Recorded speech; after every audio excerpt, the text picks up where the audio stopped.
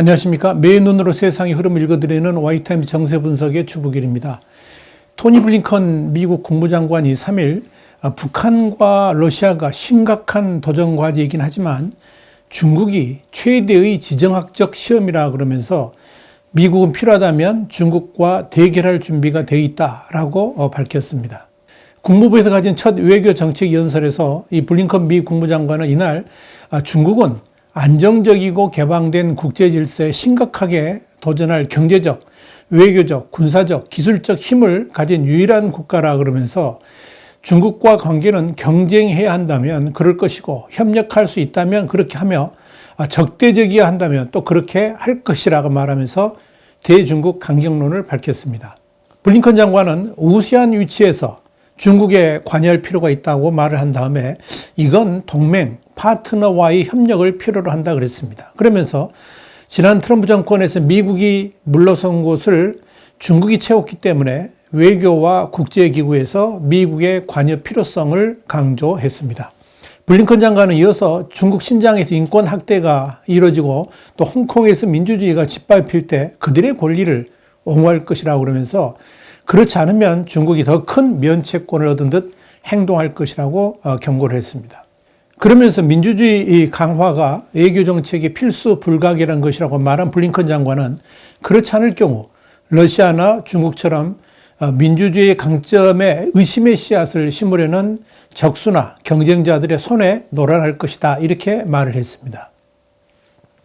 블링컨 장관은 또 미국이 본보기의 힘을 활용해서 민주적 행동을 유인하겠지만 값비싼 군사적 개입을 통하거나 무력으로 권위주의 정권을 전복하려고 시도하지는 않을 것이라 이렇게 선을 그었습니다.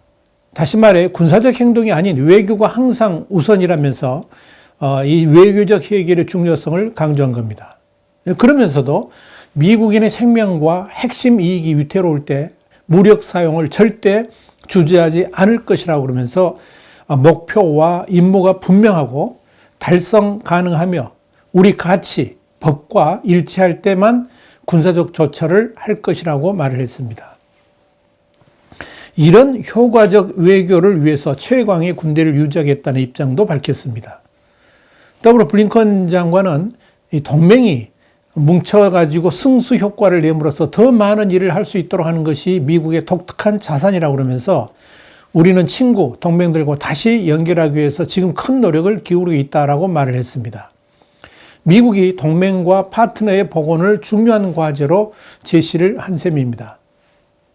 그러면서도 이제 진정한 파트너십은 각자 역할을 하면서 부담을 함께 진다는 점을 분명히 하겠다.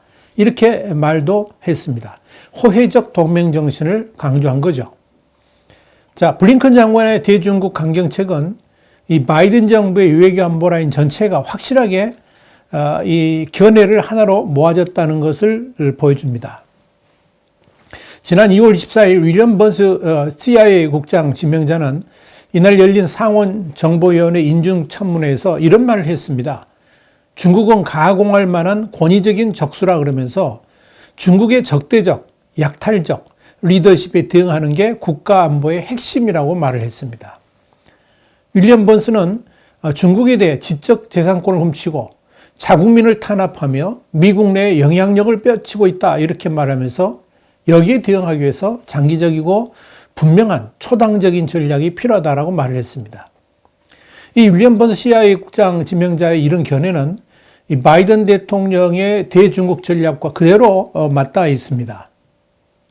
바이든 대통령은 이 시진핑 주석과의 첫 전화 통화에서 중국의 강압적이고 불공정한 경제 관행, 홍콩에 대한 억압, 신장 위구르 지역의 인권 탄압, 대만을 포함한 영내에서 중국이 갈수록 공세적 태도를 보이는 것에 대해서 근본적인 우려가 있다라고 말한 바 있죠.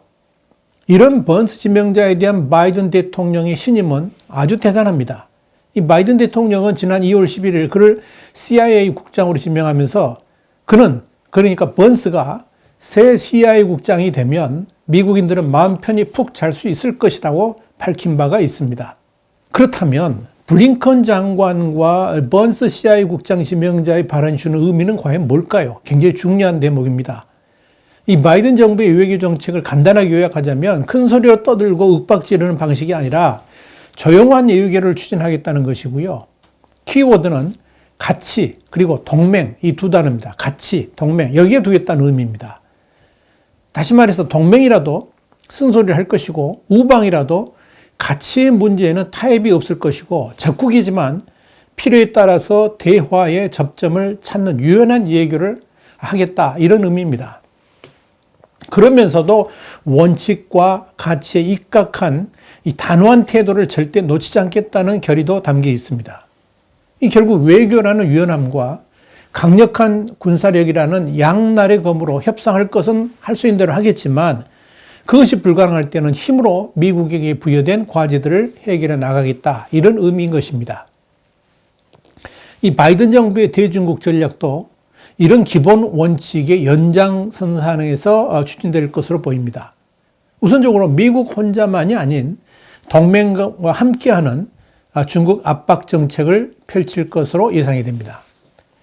바이든 정부는 이미 세계 패권을 놓고 경쟁하는 중국을 글로벌 공급망에서 철저히 배제시켜서 목을 조르려고 하는 전략을 수행하기 시작했습니다. 그러니까 동맹국들과 연계 강화를 통해서 이 반도체와 전기차 배터리 같은 이런 핵심 소재 부품을 중국에 의존하는 현 체제를 완전히 바꾸겠다는 거죠. 그렇게 새로운 공급망을 동맹국하고 만들어가지고 중국을 배제하겠다 하는 그런 뜻입니다. 이 반도체 외에도 전기차 배터리, 히토류, 의료용품 등이 미국의 새로운 공급망 구축 대상에 포함되어 있습니다. 미국은 현재 히토류의 80%, 의료용품의 90%를 중국으로부터 수입하고 있습니다. 미국은 앞으로 반도체는 한국, 대만, 일본과 연계하고 히토류는 호주, 아시아 각국과 협력할 방침입니다. 더불어서 동맹국 간의 추가 생산 능력과 비축품을 확보하는 그런 방안도 진행할 것으로 보입니다. 이 과정에서 미국이 동맹국의 중국과의 거래를 줄일 것을 요청할 수도 있을 겁니다. 만약 이런 상황이 전개된다 그러면 우리나라의 삼성이나 SK반도체는 미국과 중국 중에서 택일을 강요받을 수도 있을 것입니다.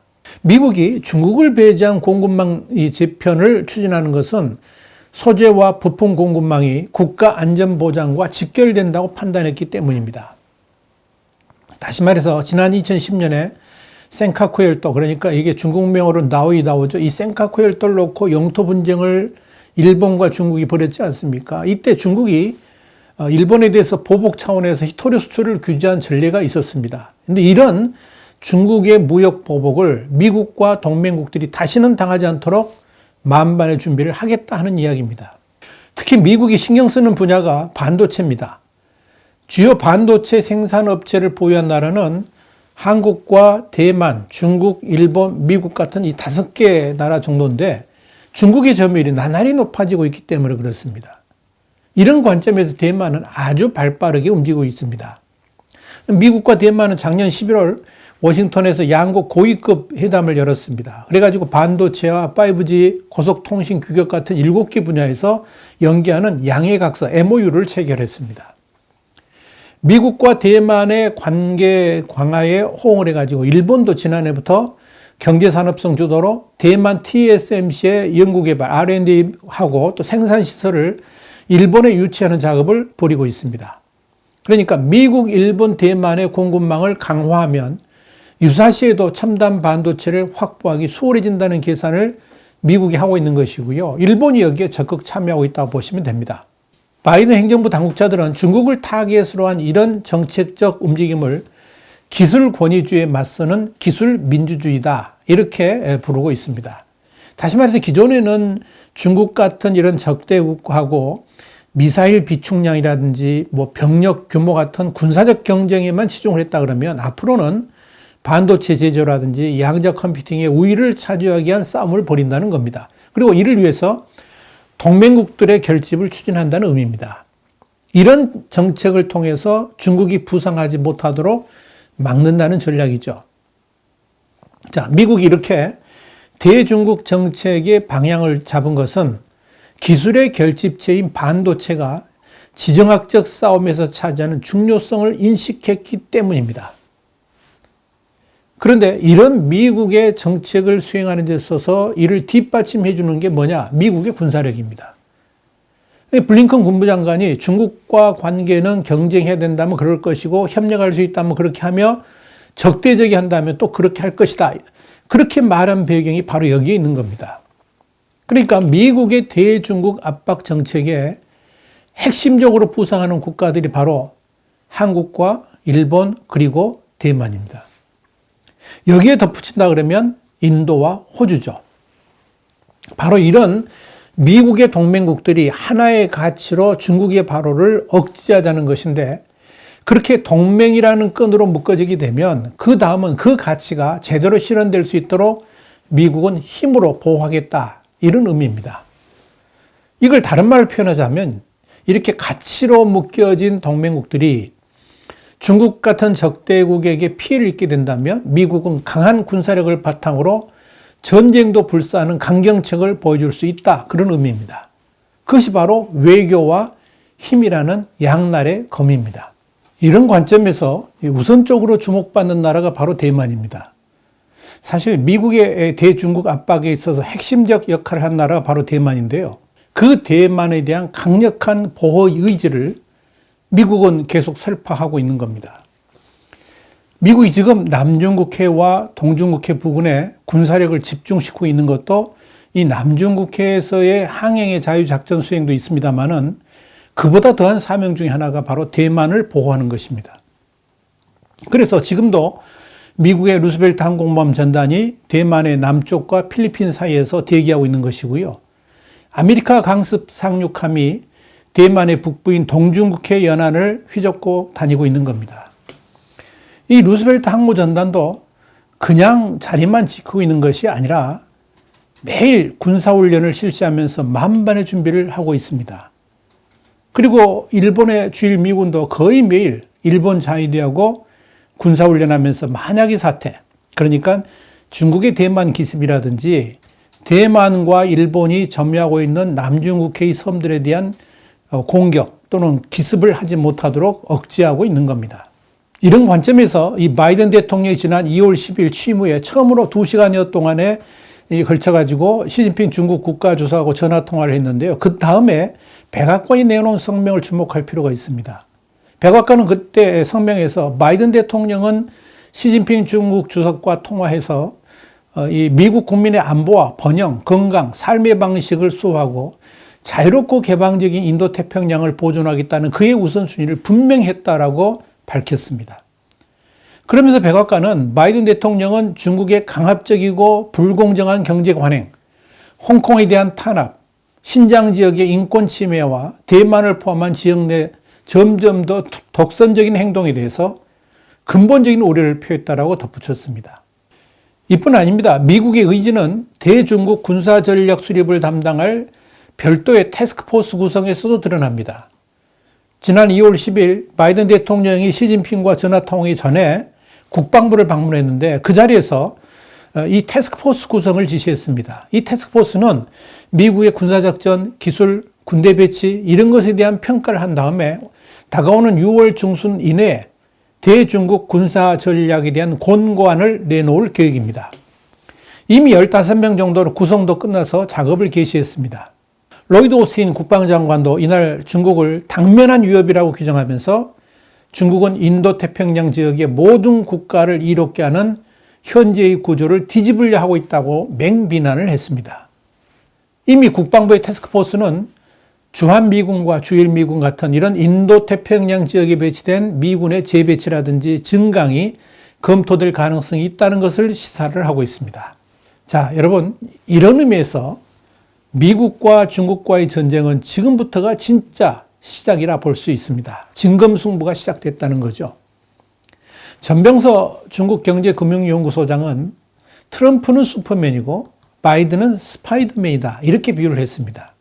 그러니까 이게 뭐냐면 아메리카 펄스를 내걸었던 슈퍼맨 트럼프는 중국을 혼내준다고 혼자 나서가지고 몽둥이를 휘둘렀는데 결과는 신통치 않았다는 거죠. 그런데 바이든의 전략은 거미줄로 포위하는 스파이더맨 전략을 구사하고 있는데 이건 뭐냐? 중국을 둘러싸고 있는 미국의 동맹국들을 동원해가지고 중국을 포위해서 고사시키는 전략을 쓸 것이다. 이런 의미입니다. 그래서 이 바이든의 4년이 중국의 운명을 결정지을 것이다. 이렇게 전망하고 있습니다. 다시 말해서 동맹으로 중국을 포위하고 공격하는 이 바이든의 대중 전략이 실패하면 5년 뒤에 중국은 진짜 미국을 넘보게 될 것이고 그 추세가 5년 더 지속된다 그러면 이제 미국을 넘어섬으로 인해 가지고 미국이 맺은 동맹에는 와해가 생길 수밖에 없다. 이런 경고입니다. 그렇게 되면 당연히 백년 패권의 균열이 생기면서 와해가 될 수도 있고 결국 박스 시니카의 세상이 도래할 수 있다는 뜻입니다. 지금 바이든 정부는 앞으로 미국식 민주주의가 주도하는 세계가 될 것인지 아니면 중국식 사회주의가 온 세상을 이끄는 시대가 될 것인지의 중요한 전쟁을 시작했습니다. 분명한 것은 이미 판세도 거의 확실하게 보이고 있고요. 그 결과도 그리 어렵지 않게 추정할 수 있다는 점입니다. 자, 이런 시대에 한국은 어떤 선택을 해야 될까요? 한국의 전략은 어떻게 세워야 될까요? 여러분이 한번 생각해 보시기 바랍니다. 답은 이미 나와 있지 않습니까? 와이타임 정세 분석이었습니다. 다음 시간에 다시 뵙겠습니다. 감사합니다.